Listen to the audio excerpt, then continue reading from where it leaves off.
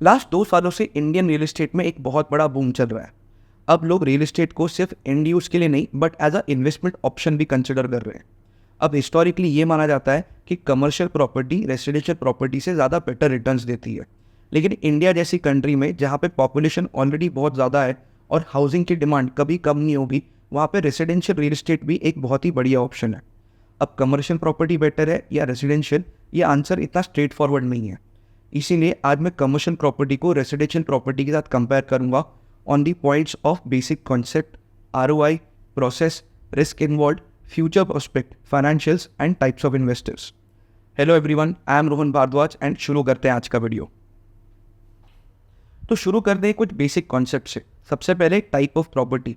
Commercial property में आती है आपके office spaces, retail shops, food courts, hotels, industrial warehouses, industrial plots. और रेजिडेंशियल प्रॉपर्टी में आते हैं flats, apartments, villas, row houses, land and builder floors. Next है लीज ड्यूरेशन। अब कमर्शियल प्रॉपर्टी की लीज ड्यूरेशन हमेशा लंबी होती है, यूजुअली 3 साल से 15 साल के बीच में। अब अगर कोई छोटी शॉप है तो उसकी लीज 3 साल की भी हो सकती है, लेकिन अगर कोई बड़ा ऑफिस स्पेस है, प्राइम लोकेशन पे है, तो उसकी लीज ड्यूरेशन यूजुअली लंबी होती है। सेम टाइम पे रेजिडेंशियल प्रॉपर्टी का रेंट अग्रीमेंट सिर्फ 11 महीनों का होता है, लेकिन आजकल हर साल रिन्यू कराने के हेडेक से बचने के लिए काफ़ी सारे लोग 3 साल का अग्रीमेंट भी करवाते हैं, स्पेशली जब प्रॉपर्टी कोई प्राइम लोकेशन पे है, प्रीमियम प्रॉपर्टी है या उसका रेंट बहुत ज़्यादा है, तो लोग प्रेफर करते हैं कि लंबा रेंट अग्रीमेंट हो। लेकिन अभी भी मेजॉरिटी ऑफ द कंट्री में सिर्फ 11 महीनों का ही रेंट अग्रीमेंट बनता है। नेक्स्ट है लीज एस्केलेशन। अब कमर्शियल प्रॉपर्टी में रेंट कितना बढ़ेगा और कब बढ़ेगा, ये तो म्यूचुअली डिसाइड होता है बिटवीन बोथ दी पार्टीज, लेकिन क्योंकि लीज अग्रीमेंट बहुत लंबा होता है इसीलिए जनरली रेंट हर साल नहीं बढ़ाते। अब लेट्स से अगर आपका लीज टर्म 9 ईयर्स का है तो उसका स्ट्रक्चर होगा 3+3+3, मतलब रेंट एक बार बढ़ेगा हर 3 सालों में। और क्योंकि ये 3 सालों में एक बार बढ़ रहा है तो ये रेंट का इंक्रीज परसेंटेज यूजुअली 15 से 25% के बीच होता है। अब कुछ केसेस में रेंट हर साल भी बढ़ता है, लेकिन जब हर साल बढ़ता है तो उसका परसेंटेज वैल्यू थोड़ा सा कम होता है, यूजुअली 5 से 8% के बीच में। अब ये रेंट कितने परसेंट से बढ़ेगा ये city to city, micro market to micro market differ करता है, लेकिन एक चीज़ कांस्टेंट है कि एक बार रेंट कितना बढ़ेगा इसका परसेंटेज डिसाइड हो गया तो वो चेंज नहीं हो सकता जब तक लीज का टर्म एंड नहीं होता।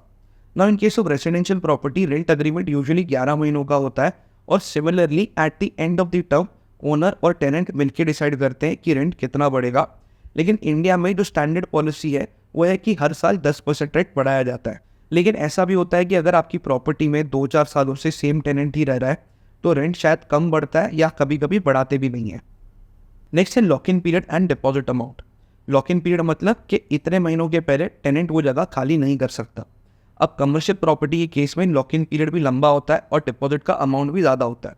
अगर लीज टर्म 9 साल का है तो यूजुअली 3 साल का लॉक इन पीरियड होगा, और अगर 3 साल का लीज टर्म है तो एटलीस्ट 1 साल का लॉक इन पीरियड होगा। वहीं पर रेजिडेंशियल केस में 1 महीने से 6 महीने का लॉक इन पीरियड होता है, depending upon the city and the type of property. जितनी बड़ी प्रॉपर्टी, जितनी प्रीमियम प्रॉपर्टी, उतना ही लॉक इन पीरियड ज़्यादा होगा और उतना ही डिपॉजिट अमाउंट भी ज़्यादा होगा। नेक्स्ट हम दोनों को कंपेयर करेंगे on the basis of return on investment. अब आरओआई में 2 चीज़ें आती हैं, एक होता है रेंटल यील्ड और दूसरा होता है कैपिटल एप्रिसिएशन। अब now in commercial property rental yield होती है यूजुअली 6 से 12% के बीच में। नॉर्मली ये 6 से 8% ही होती है, लेकिन अगर आप बेयर शेल प्रॉपर्टी किसी को लीज आउट कर रहे हो तो ये ज़्यादा भी हो सकती है। लेकिन अगर आप कोई लॉन्ग टर्म लीज साइन कर रहे हो या फिर किसी बड़े ब्रांड के साथ टाइप कर रहे हो तो इनिशियल ईयर्स में ये रेंटल यील्ड थोड़ी सी कम ही होती है। सेम टाइम पे रेजिडेंशियल प्रॉपर्टी में अक्रॉस कंट्री 2 से 4% का रेंटल यील्ड का एवरेज है। कहीं पे कुछ एक्सेप्शन भी हो सकता है, ज़्यादा भी मिल सकता है, कम भी हो सकता है, लेकिन जो एवरेज रेजिडेंशियल प्रॉपर्टी में मिलता है वो है 2 से 4% का रेंटल यील्ड।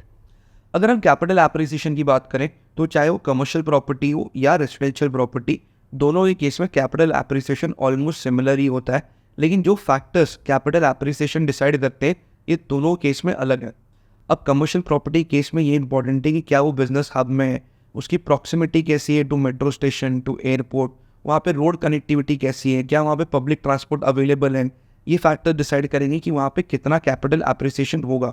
सेम टाइम पे रेजिडेंशियल प्रॉपर्टी केस में ये इंपॉर्टेंट है कि उस लोकेलिटी का सोशल इंफ्रास्ट्रक्चर कैसा है, मतलब वहाँ पे schools, hospitals, malls, multiplex available हैं या नहीं है, वहाँ पे रोड कनेक्टिविटी कैसी है, पब्लिक ट्रांसपोर्ट अवेलेबल है कि नहीं, वहाँ का distance to the commercial hubs कितना है, ये फैक्टर्स डिसाइड करेंगे रेजिडेंशियल प्रॉपर्टी का कैपिटल एप्रिसिएशन।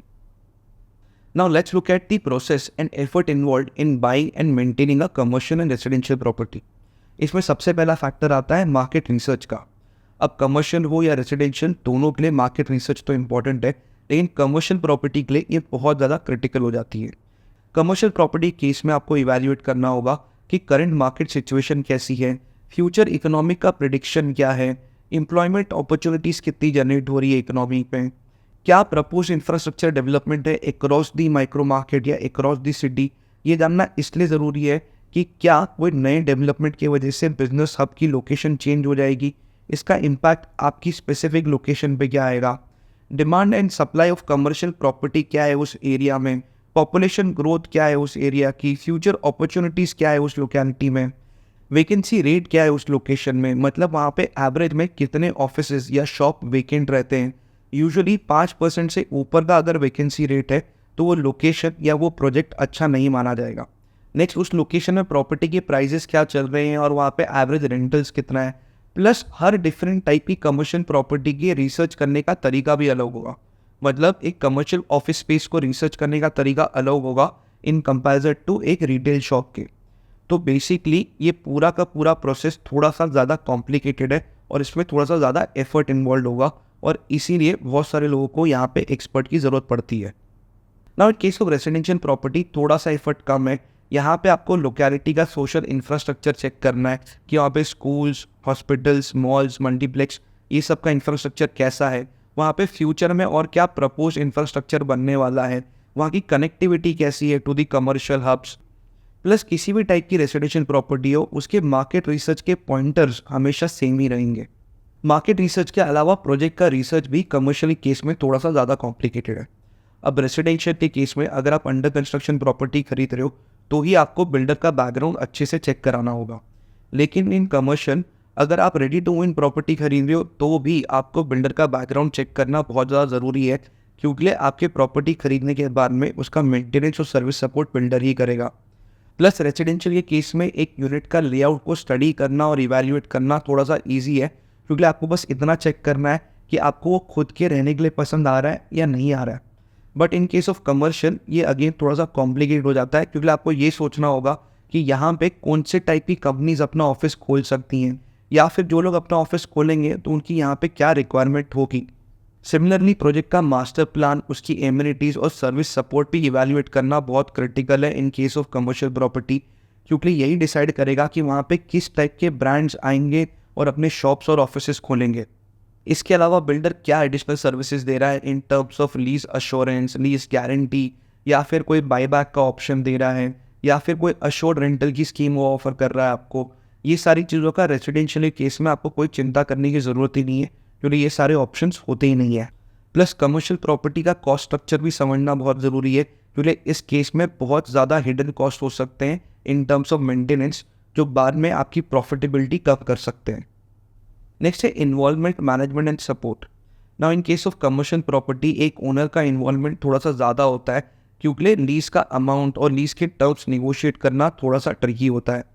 प्लस आपकी प्रॉपर्टी में कोई अपना बिजनेस रन कर रहा है तो वो आपसे थोड़ा सा ज़्यादा सपोर्ट भी एक्सपेक्ट करेगा अगर उस बिल्डिंग में कोई इशू चल रहा है, वहाँ पे मेंटेनेंस या रिपेयर वर्क का प्रॉब्लम है। अब रेजिडेंशियल केस में ये सारी चीज़ें बहुत बड़ी चैलेंज नहीं होती हैं। नेक्स्ट हम दोनों कंपेयर करेंगे इन टर्म्स ऑफ फाइनेंशियल्स। इसमें पहला पॉइंट आता है लोन एंड इन्वेस्टमेंट का। In case of residential property आपको 80 to 90% ऑफ दी वैल्यू का लोन मिल जाता है और इसका इंटरेस्ट रेट भी कमर्शियल प्रॉपर्टी से कम होता है। But in case of commercial property आपको मैक्सिमम 60 to 70% लोन मिलता है ऑफ दी प्रॉपर्टी वैल्यू। मतलब बेसिकली आपको अपफ्रंट अपनी जेब से ज़्यादा इन्वेस्ट करना पड़ेगा, प्लस इंटरेस्ट रेट भी होम लोन से ज़्यादा होता है। नेक्स्ट आपको रेजिडेंशियल प्रॉपर्टी पे टैक्सेशन का बेनिफिट मिलता है, लेकिन कमर्शियल प्रॉपर्टी में ऐसा कोई बेनिफिट नहीं है। नेक्स्ट है लिक्विडिटी। अब इंडिया में हर किसी को घर खरीदना है और इसीलिए रेजिडेंशियल प्रॉपर्टी को बेचना थोड़ा सा आसान हो जाता है, लेकिन एक कमर्शियल प्रॉपर्टी में सिर्फ इन्वेस्टर्स ही पैसा लगाते हैं, और क्योंकि कमर्शियल प्रॉपर्टी रेजिडेंशियल प्रॉपर्टी से यूजुअली ज़्यादा महंगी होती है तो इसको बेचना थोड़ा सा टाइम टेकिंग प्रोसेस होता है। नेक्स्ट है कॉस्ट ऑफ लीजिंग। मतलब जब भी आप प्रॉपर्टी को लीज पर चढ़ाते हो या रेंट पे देते हो तो शायद आपको किसी ब्रोकर की हेल्प लगे और उसको आपको एक कमीशन पे करना होगा। अब कमर्शियल केस में क्योंकि लीज का टर्म लंबा है तो कॉस्ट ऑफ लीजिंग एक वन टाइम कॉस्ट आ जाता है, लेकिन कभी कभी आपको एक मैनेजर की ज़रूरत होती है उस प्रॉपर्टी को मैनेज करने के लिए, तो ये कॉस्ट उसमें ऐड हो जाता है। लेकिन रेसिडेंशियल केस में बहुत बार आप हर साल अपना टेनेंट चेंज करते हो और इसीलिए आपको किसी ना किसी ब्रोकर की ज़रूरत पड़ती है और ये हर साल का आपका कमीशन का एक कॉस्ट ऐड हो जाता है। नेक्स्ट आएगा cost of maintenance. Again in a commercial property आपका कॉस्ट ऑफ मेंटेनेंस थोड़ा सा ज़्यादा होता है in comparison to residential property और ये आपके फाइनल प्रॉफिट को अफेक्ट करता है। नेक्स्ट इवैल्यूएट करते हैं कमर्शियल और रेसिडेंशियल प्रॉपर्टी को खरीदने में कितना रिस्क इन्वॉल्व है। इसमें सबसे पहला पॉइंट है क्वालिटी ऑफ टेनेंट। अब कमर्शियल केस में सबसे पहला क्वेश्चन आता है कि टेनेंट मिलेगा कब, और दूसरा ये टेनेंट कैसा होगा, क्योंकि इसमें लॉन्ग टर्म अग्रीमेंट होता है। तो अगर कोई ऐसा मिल गया जिसके साथ आपकी बहुत ज़्यादा बनती नहीं है तो ये एक लॉन्ग टर्म प्रॉब्लम को क्रिएट करेगा। लेकिन रेसिडेंशियल केस में ये प्रॉब्लम ही नहीं होती क्योंकि अग्रीमेंट सिर्फ 11 महीनों का होता है। लेकिन यहाँ पे एक दूसरी प्रॉब्लम होती है कि आपको हर साल एक नया टेनेंट ढूंढना पड़ेगा, जो अपने आप में ही एक बहुत बड़ा एफर्ट है। इसका दूसरा साइड ये है कि अगर आप किसी टेनेंट को 2-4 सालों के लिए रहने दो तो फिर वो रेंट बढ़ाने में हिचकिचाने लगते हैं। नेक्स्ट रिस्क है इकोनॉमिक सिचुएशन का। अब इकोनॉमिक सिचुएशन कैसी भी हो बट लोगों को रहने के लिए घर तो चाहिए। अगर इकोनॉमी में स्लो डाउन है तो रेसिडेंशियल के केस में आपको शायद रेंट कम करना पड़े या फिर कुछ समय के लिए आपका घर खाली रहे। बट कमर्शियल केस में ये बहुत बड़ा चैलेंज हो जाता है क्योंकि आपको अपनी प्रॉपर्टी के लिए टेनेंट ढूंढना ही बहुत मुश्किल काम हो जाता है। नेक्स्ट रिस्क है रिसर्च का। अब लेट्स से आपकी रिसर्च में कुछ कमी रह गई और आपने किसी गलत लोकेशन पे या किसी गलत प्रोजेक्ट के अंदर घर खरीद लिया, तो भी इंडिया में हाउसिंग की इतनी डिमांड है कि वो घर रेंट पे चढ़ ही जाएगा और कभी ना कभी बिक ही जाएगा, भले थोड़े से लॉस में सही बट बिक तो जाएगा। लेकिन अगर आपने किसी गलत लोकेशन में या किसी गलत प्रोजेक्ट के अंदर कमर्शियल प्रॉपर्टी खरीद ली तो कम्प्लीटली डेड हो जाएगी। हम सबके अगल बगल में ऐसे कुछ ना कुछ एग्जाम्पल्स तो ज़रूर होंगे कमर्शियल प्रॉपर्टी के या रिटेल आउटलेट्स के जो कम्प्लीटली डेड हो चुके हैं, जहाँ पे कभी भी कोई टेनेंट्स टिकते नहीं हैं, वो प्रॉपर्टीज बिक भी नहीं पाती। तो समराइज कमर्शियल प्रॉपर्टी में आपको फिक्स्ड मंथली रिटर्न्स ज़्यादा अच्छे हैं और ये एक अच्छा साइड इनकम का सोर्स बन सकती है, लेकिन इसको खरीदने और मैनेज करने में बहुत ज़्यादा एफर्ट इन्वॉल्व है, प्लस इसका इनिशियल इन्वेस्टमेंट अमाउंट भी ज़्यादा है और इसमें फाइनेंशियल रिस्क भी ज़्यादा इन्वॉल्व है। सेम टाइम पे रेजिडेंशियल प्रॉपर्टी आपको थोड़ा सा कम मंथली इनकम देगी, लेकिन रेजिडेंशियल सेक्टर थोड़ा सा ज़्यादा स्टेबल और सेफ है, स्पेशली इंडिया जैसी कंट्री में जहाँ पे हाउसिंग की बहुत ज़्यादा डिमांड है और रेजिडेंशियल सेक्टर भी बहुत फास्ट पेस पे ग्रो कर रहा है। तो अगर आप एक first time real estate investor हो तो आपको रेजिडेंशियल सेगमेंट से ही शुरू करना चाहिए। अगर आप लोन लेके रियल एस्टेट में इन्वेस्ट करने का सोच रहे हो तो अगेन रेजिडेंशियल सेगमेंट आपके लिए ज़्यादा सेफ एंड सिक्योर है। अगर आप रेजिडेंशियल में ऑलरेडी इन्वेस्ट कर चुके हो तो आपके लिए कमर्शियल प्रॉपर्टी बहुत ही अच्छा ऑप्शन है, क्योंकि ये आपका पोर्टफोलियो डाइवर्सिफाई करेगा। फॉर दी स्टार्टर्स आप कोई स्मॉल रिटेल शॉप से शुरू कर सकते हो एंड ग्रेजुअली आप अपना पोर्टफोलियो बढ़ा सकते हो। अगर आप ये जानना चाहते हो कि different types of commercial properties को कैसे इवैल्यूएट करते हैं, किन चीज़ों के बारे में रिसर्च करनी चाहिए, किन चीज़ों के बारे में ध्यान रखना चाहिए, तो प्लीज़ इसको कमेंट्स में मेंशन कीजिए, मैं इस पर वीडियो ज़रूर बनाऊंगा। आई होप आपको आज का वीडियो अच्छा लगा होगा। अगर पसंद आया है तो प्लीज़ इसे लाइक करो, अपने फ्रेंड्स, फैमिली, कलीग्स के साथ में शेयर करो।